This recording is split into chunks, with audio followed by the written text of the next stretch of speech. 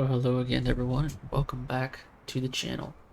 We're on the ground here in Kunming, China, with the new C-46 Commando, Local Legend 17, known as Dumbo, Plumber's Nightmare, Flying Coffin, and the Curtis Calamity.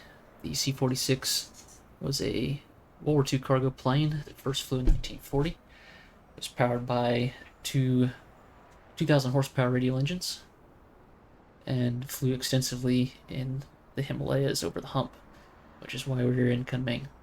So today we're going to do a short flight over to Luliang, China, which is about a 30-minute flight in the C-46. So without further ado, let's climb aboard and put the C-46 through its paces and talk a little bit about this particular model. So climb aboard and follow along. So here we are inside our C-46. And you can see, not too bad. The texturing, modeling's pretty good. As you saw on the outside, looks pretty nice. There are a few things that I'll point out along the way that are not right. Some things are a little bit of a mess, but that's alright. It does fly, and we're gonna fly it. Go ahead and get our cargo door closed up there. See, our sounds are a little bit off. I'm closing that, but that's fine. We'll close the cargo or compartment door up. And we'll go ahead and run through our 4-start checklists. Get our battery on. Make sure our ignition is on. We'll go ahead and flip that to both, because it doesn't seem to follow the correct startup procedure. It's true to real life, it doesn't really work. We're gonna give it a try though. Close those down, generators are on. Take the inverters on. And we will put our mixtures to rich. And then we'll crack the throttles. Props are cool fine. Come down here, boost pumps can go on. Make sure our selected our fuel tank first though. Let's see here. Start on the center tank. A neat feature of the fuel selectors, you can notice, you got one bump here, 2 bumps here, and then if you keep going, there's 3. So I believe that's forward is 1, center is 2 bumps, and then the aft tanks are the 3 bumps. And this selects them for both engines, both left and right. So that's kind of a neat feature that they added there. Now the C-46 came out, first flew in 1940, and was adopted by the U.S. Army Air Force shortly after that. Start mesh primer. See if she'll start for me.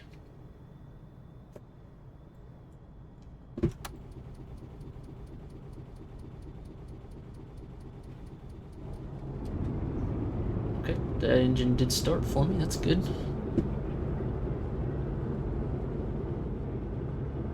Now let's see if the left engine will start for me. Those are a little bit more tricky to get to here.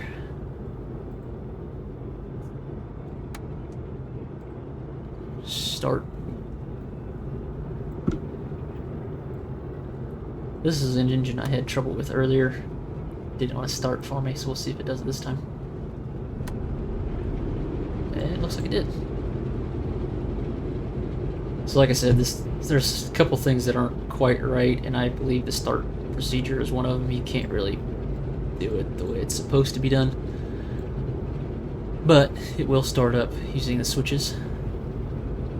So while we're sitting here waiting on it to warm up, we'll talk a little bit about the history of the C-46.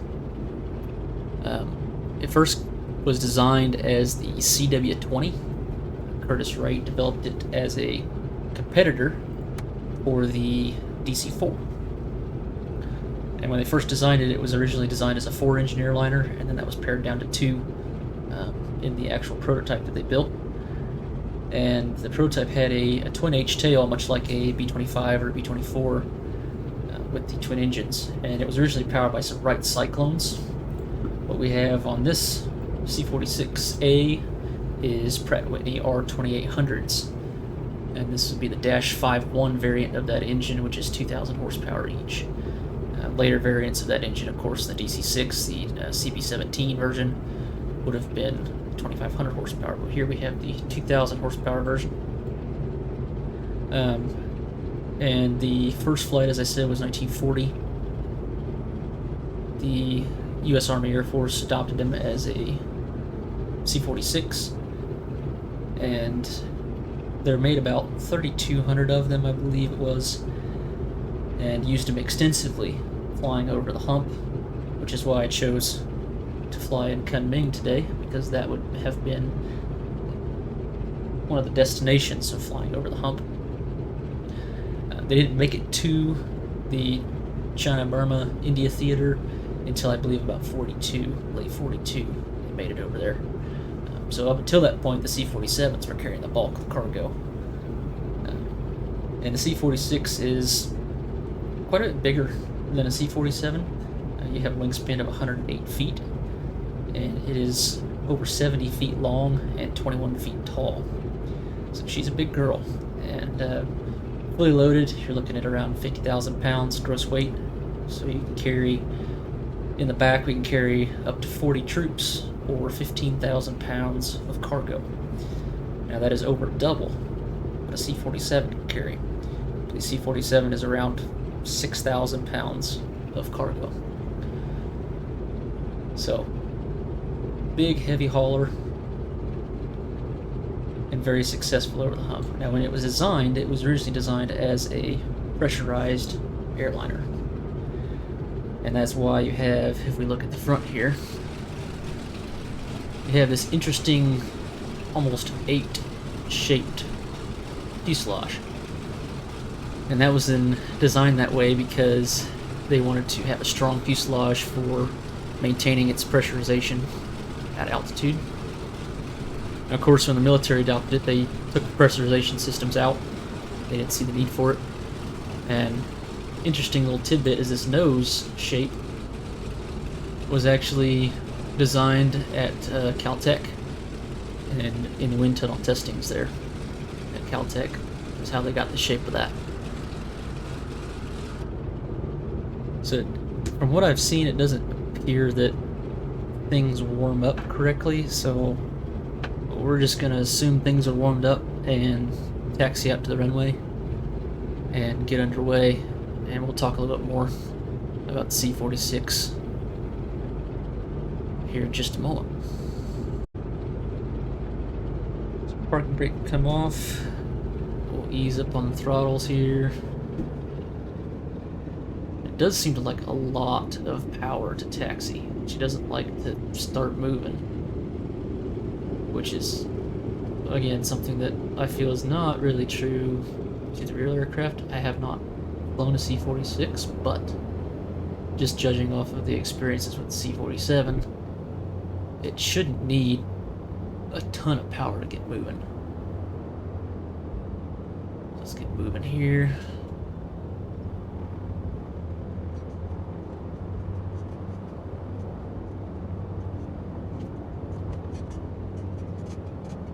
You gotta keep in mind that this is a massive aircraft when you're taxiing it around, and try not to get into spots where you're gonna get yourself in trouble.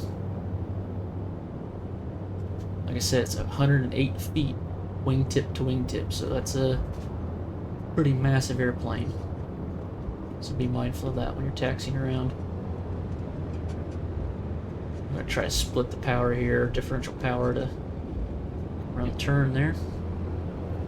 One thing I think I've noticed here is I believe the throttle quadrant is just a bit too big in the model, because you can't see your manifold pressure and your RPM gauge, which are here behind the prop levers. And I was watching some videos of actual C-46 takeoffs, and that's not the case. You can see those gauges just fine in an actual C-46. So I think this is just a bit too big, much like the DC-3 from Aeroplane Heaven. And I'm not going to spend a lot of time here in this video talking about the bad points, because I feel that that is really unnecessary. We're here today to just enjoy this airplane and try to have fun in it. There are some things that are not right, I will say that, but I don't feel a need to bash the developer, as that is already going on quite heavily in the forums and other places. There's a lot of potential here, I think, though. The model's nice, the sounds are okay. As you can hear, we kind of got the nice radial sound going on. They could be louder, I think, but overall, not bad. And there's really no change here if we open the window. There's a little bit of change, but not much. And our 2800 is not a quiet engine. These are 18-cylinder, 2800 cubic inch engines. They're loud engines. So we'll go ahead and do a run up here.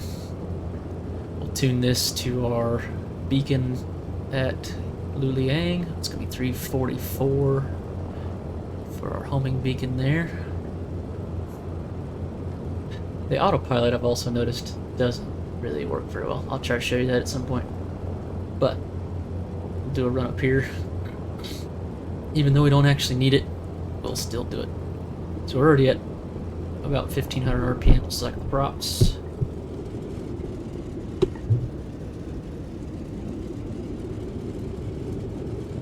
Do that twice.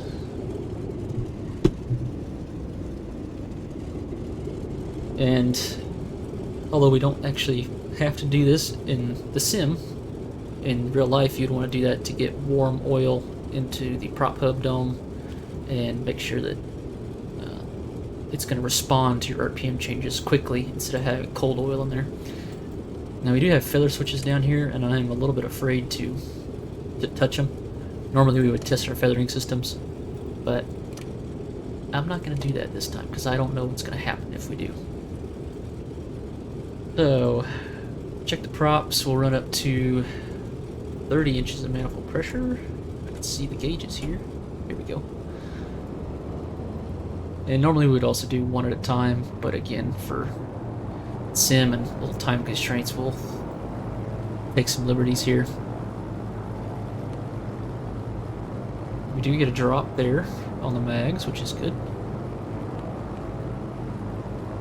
Just a slight drop. Check the rights.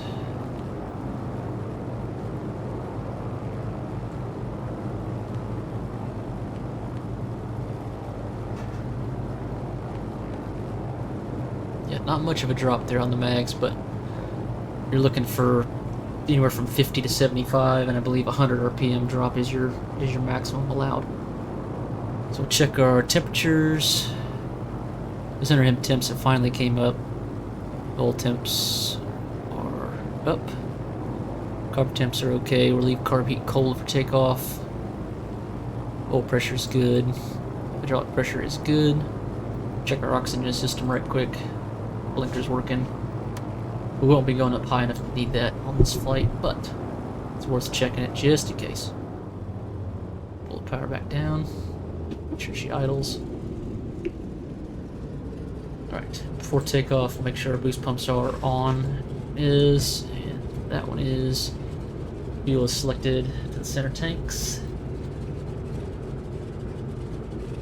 And today we're hauling a Jeep and avgas and some supplies over to the boys in Luliang. For some reason they decided it would be a good idea to break one of their Jeeps, so we're taking them a new one. We won't use any flaps on takeoff, don't really need it. And this will be a right turn out after takeoff, heading east towards Luliang. So let's go ahead and taxi into position here.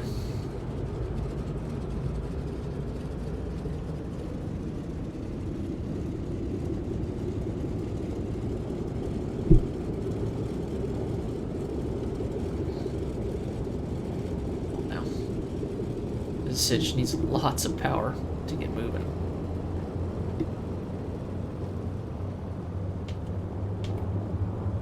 There we go.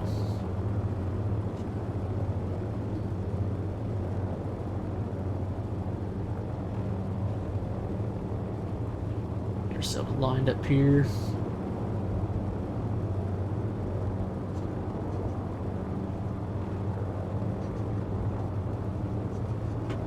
Rotation speeds are very similar to a C-47, but they're just a tad bit faster. I'm going to try to rotate at around 90. So they were lined up there, come to a stop. Lock our tail wheel. It's tail wheel lock. I use Shift G to do it, but the tail wheel lock's somewhere down here. I believe it's this one here. No, sorry, it's this one down here. Tail wheel lock's down here on this one. So we've got flap levers are here, superchargers, carb heat, parking brakes down here, of course tail wheel lock as I just said here.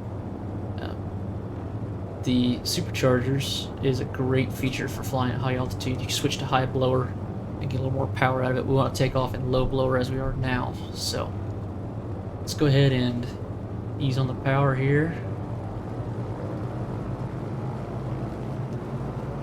It's hard to see the gauge. Make sure you're getting the right pressure, but we're going to assume that's 52 inches. Just take off power here at around 2700 RPM. Tail should come up around 75 or 80 according to the manual. There's 60, 70, there's tail coming up. Keep it straight with the rudder. There's 80.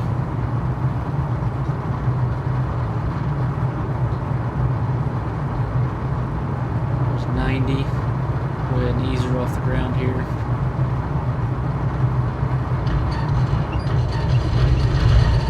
And there's off the ground. Positive rate, tap brakes, gear coming up. Just let her gain a little bit of speed here.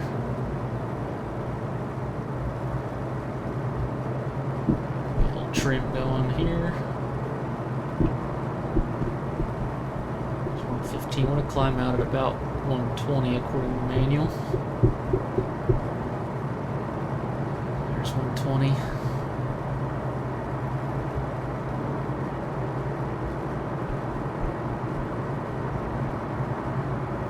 And we'll pull the power back just a smidge. 41 inches is METO, but we're going to go ahead and pull it back to 35 for climb power. And about 2500 RPM. There's our beacon coming alive there on our radio compass here in the middle. We also have it on these two gauges here. Coming around in our right hand turn now. Climbing a little too fast. At 1,000 feet per minute. Keep it around 500-600 feet a minute. Keep our speed at 120.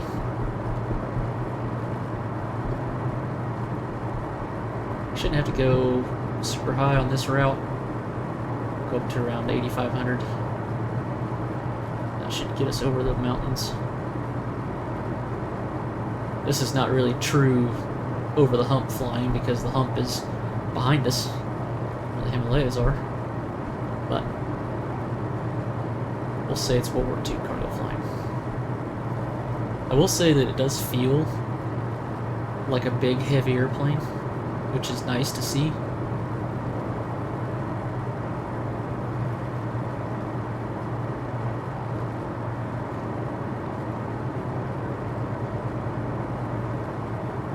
Of course, there are not very many of the C-46s left flying. I believe there's one flying in the continental United States. That's Tinkerbell. And Buffalo Air has 2 C-46s, I believe. And I think Everett's has possibly 3 of them, if I remember right, that are still flying. So not very many of them left flying. But still a very neat airplane regardless. It didn't have the success of the C-47 after the war for a couple of reasons. One was because it was more expensive to maintain. The R2800 is a little more complicated than the R1830s that are on the DC-3 C-47s. So a little bit more money to maintain. They burn more fuel. They do haul more, but at the expense of more complicated maintenance and more cost of fuel. It just wasn't worth it to the airlines to keep them flying. So they stuck with the tried and true DC-3. And of the little over 3,000 that were built, many of them ended up in the scrapyard, unfortunately. Still climbing out pretty well here. Coming up on our 8,500 and we'll level off. Now this airplane, as with many of the older airplanes, benefits from what's called being on the step. And what that is like an aerodynamic step for the airplane, much like a speedboat. If you've ever been out on the water on a small speedboat, you notice the boat comes up out of the water, gets up on its step on the plane, and it can go much faster there, and you can trim it out to have less of a haul in the water. It's kind of a similar ordeal here in this aircraft. So we're going to go up above our 8,500, about 100 feet, and then we're going to push ourselves back down to 8,500. And that'll put us in a slightly nose down attitude. We'll get a little bit more speed out of it.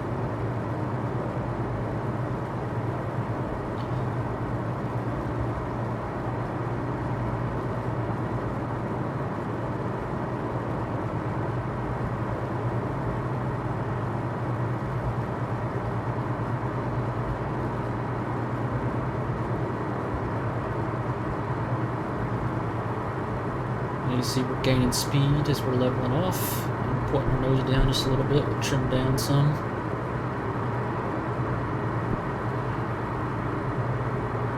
Turn that control pressure off.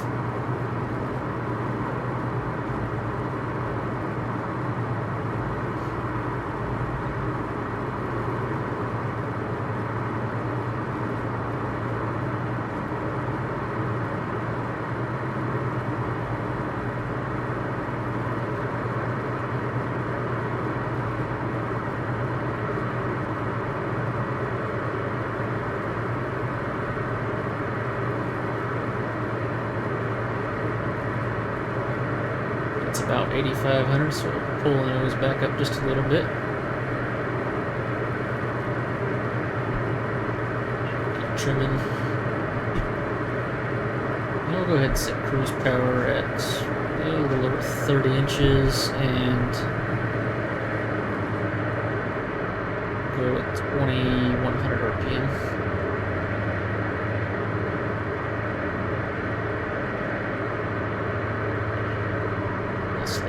There because I wasn't paying attention, but we'll call it good there.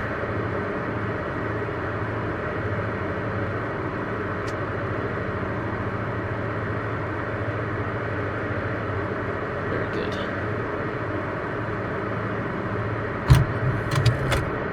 There's a lot of wind noise in this airplane, which is interesting. The engines don't overpower it, which they should.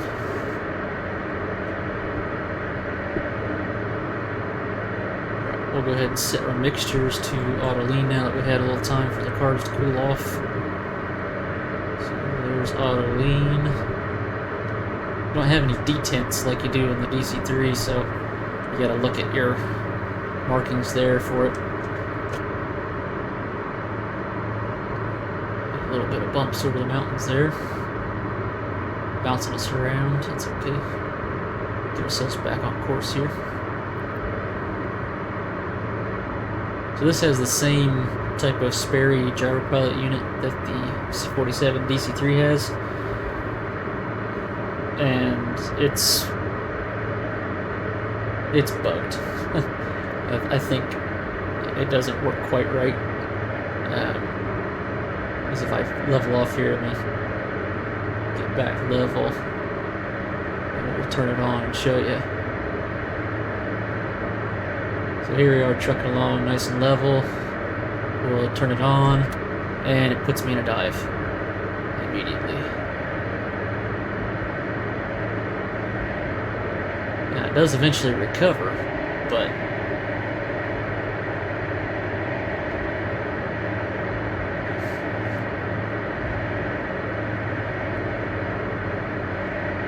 it doesn't feel like it should put you in a dive right off the bat.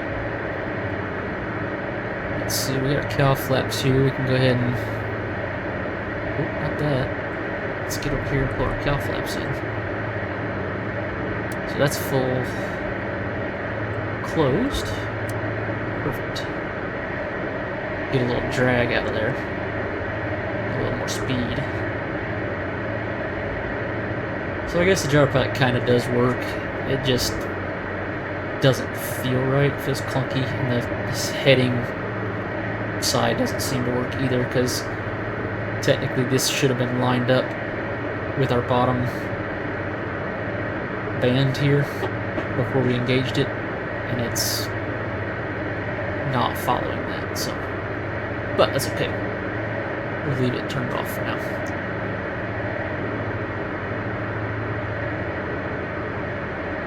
So we only got a few minutes of cruise here, so I'm gonna go ahead and let you guys enjoy the sights for a little bit, and I'll come back to you when we're getting ready to come down for landing.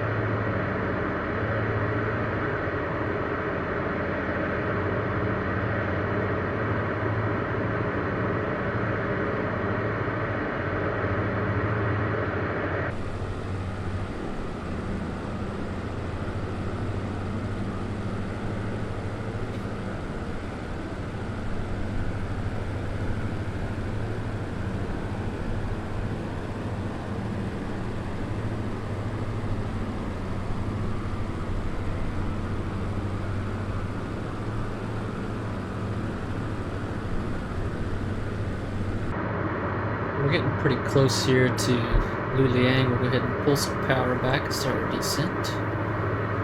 And about 25 inches.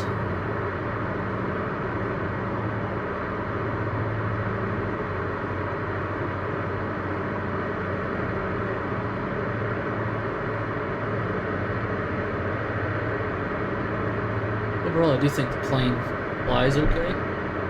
There's just some little things that aren't quite right. We'll see if we can do a okay landing here. Our field should be off to our left here. Yep, there it is. See it there. So we'll start backing off the power here, get ourselves down.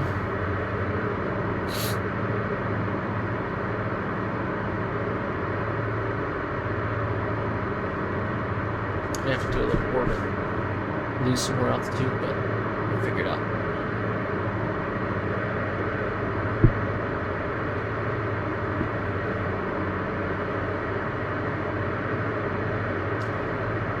Let's go ahead and do a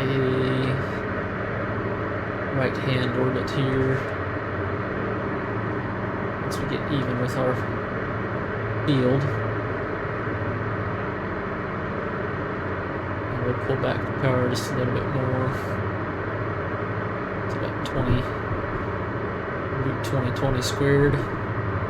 2,000 on the RPM, 20 on the manifold pressure. That goes back to that trying to keep positive power on these old radials, especially on these bigger ones with the gear reduction, planetary gear reduction, and things of that nature. If you have the props developing or driving the engines, I guess is the correct term, then you'll tear some stuff up inside the engine, and we don't want to do that. So Nice, easy descending turn. Throw some trim in there. Try to get down to 150, which is our gear speed.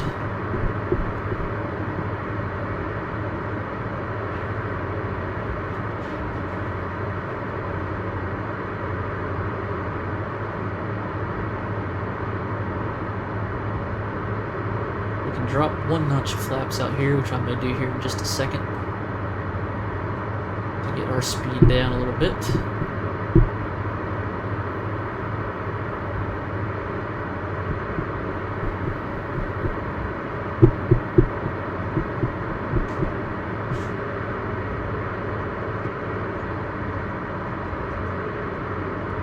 Coming back around, there's our field, put it in 1 notch of flaps. Roll back out on the final. And there's 150, we'll throw our gear out. I think the effect of it ballooning with flaps is a little overdone. It's big on airplanes, not going to have that big of a balloon, but we have that. Cessna 172 maybe, but I don't think a C-46 would do that. So we're slowing down nicely here, bring power back to 20. Put our 2nd notch flaps. Get ourselves lined up here, come over to the right. Put on the center line, I can hear my flight instructor yelling at me now. Coming in a little too steep, pull some power out. Pitch for 120, put in our 3rd notch flaps. Keep pulling some power out here.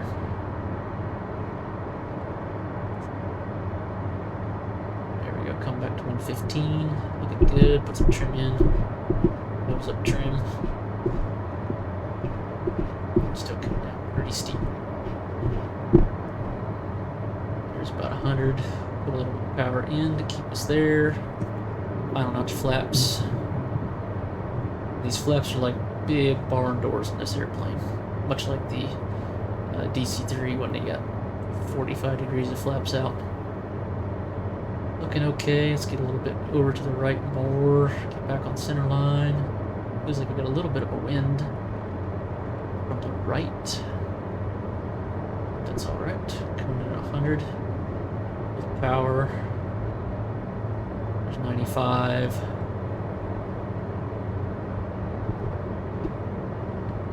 Our props to pull fine.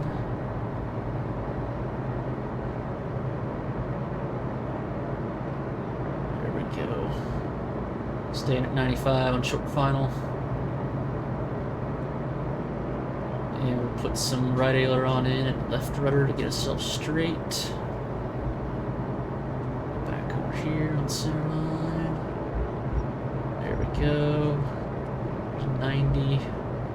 Looking good. Pull the power out. Come into the flare. A little bounce, but we got her straight. Come straight with rudder.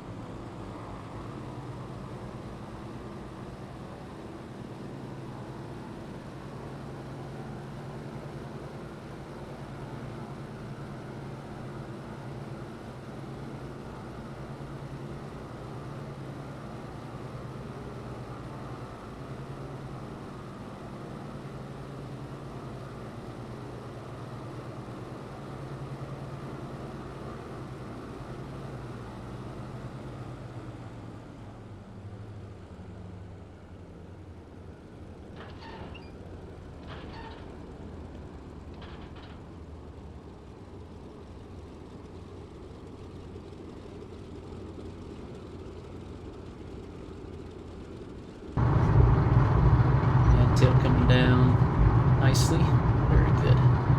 Not bad for my second time landing. Didn't do any pre-landing checklists because I was distracted, but I think you'll forgive me. As we slow down, we'll go ahead and unlock the tail wheel. Apply a little bit of brakes, we'll make it off this taxiway. You don't want a 3-point land the C-46. You can, but it is not advised, just because of how big of an airplane it is. Missed my taxiway. Tail wheel didn't swing around good enough. Maybe.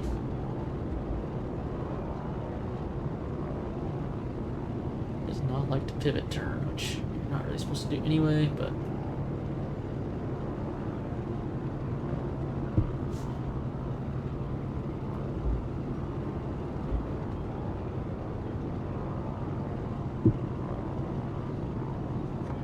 there we go.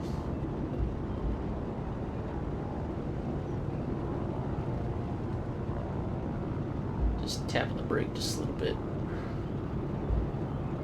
Try to get us around. We'll park right up in front of the command center here, is what it looks like.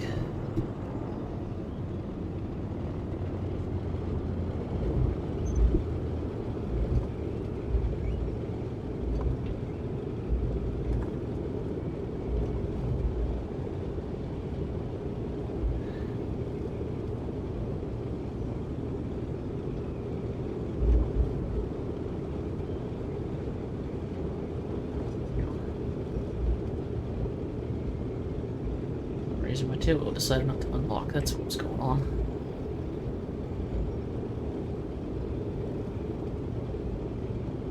So we can get her straightened out here.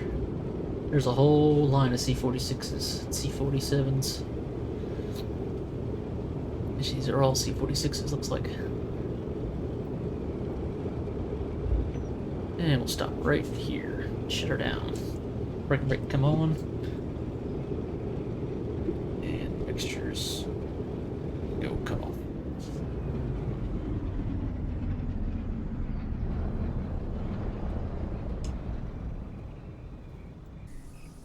So I hope you've enjoyed this little flight in the C-46 Local Legend 17. It's got a lot of potential, I think, personally. The models, as I said, they're really decent looking models. There's a few little things, like the tires are kind of odd looking. They're really shiny. The prop discs don't look quite right when they're moving, but overall, the airplane's got a good solid 3D model. Sounds are okay, they could be louder. I would like to actually have that roar of those 18-cylinder radials. That's my favorite sound in the world, so it's a shame that it's not quite loud enough, but overall it's not bad. It's got some cool features like being able to open the cargo doors and whatnot, but overall it's an enjoyable experience. I had fun flying it. I'm going to continue to fly it, and if you're so inclined to pick it up, I'd say go for it. If you enjoy the World War II era of aircraft, if you enjoy the C-47, and C-46 would be right in that wheelhouse. I'm going to continue to probably do some over-the-hump flights with this thing and talk a little bit more about how the C-46 was actually used during World War II. And we'll maybe get into some other little details of some of the variants. But I hope you enjoyed this video. If you did, consider giving it a like, subscribe. I try to do historical flights with historical aircraft and try to keep that history alive and try to do things true to life as best as I can. So if you enjoy that sort of thing, consider following along. So again, appreciate you watching, and we'll see you next time.